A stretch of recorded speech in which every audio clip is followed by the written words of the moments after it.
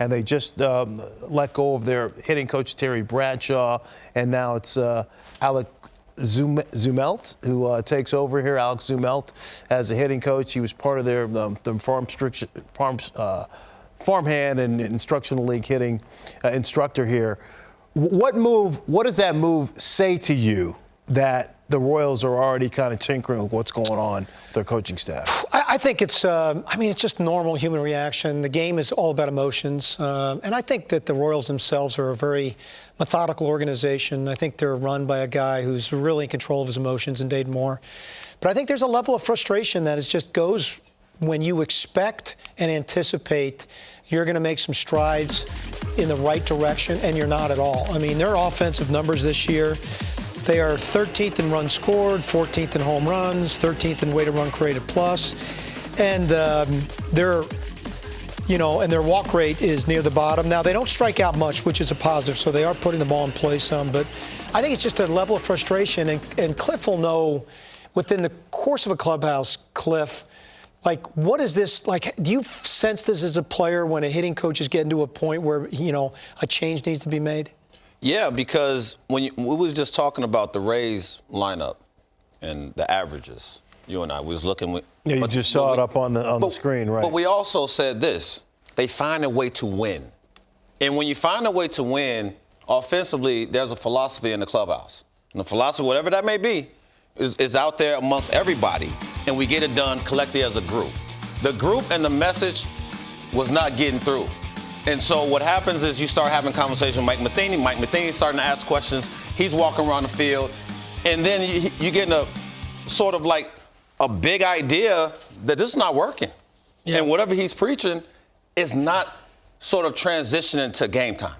And if it's not transitioning from BP to the cage and to the game time, then something has to happen. Yeah, but I will say that philosophically, from a general manager's perspective, you're really looking at your process. You're, 32 games into the season, and you're letting a hitting coach go. So you begin to look at your process to say, well, how did we get in this position to begin with?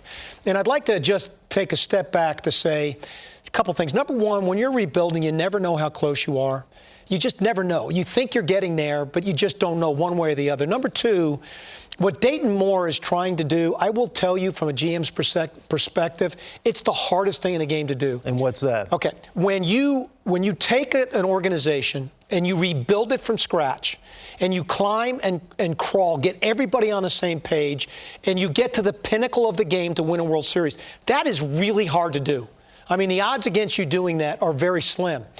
But to take it and do it again, for me, is almost impossible to do. If you look at our game, only Billy Beane, for me, has stayed with the A's long enough to be able to do that. And let me explain why. Right. Because they haven't won. They haven't won, but at least they've got back to being really good again. Even getting back to really good is hard to do. Right. And it's because when you go through a rebuild and then you go through a second one, when you go through the second one, you base a lot of your decision on historical perspective of the experience you had going through the first one. The problem with that is the game is always changing. It's a different group of players. It's a different type of game. So you constantly have to evolve with the change of the game, which fights against you how you traditionally have looked at the game.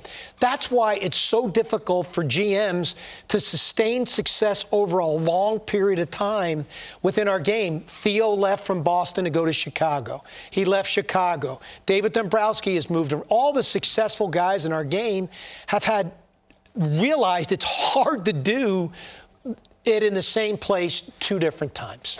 Yeah, and this is a season where they thought actually that they were going to make some noise, but they're 12 and 23 on the year with the loss. So Terry Bradshaw out. It's Alex Zumwalt who is in. Want to make sure I get that right.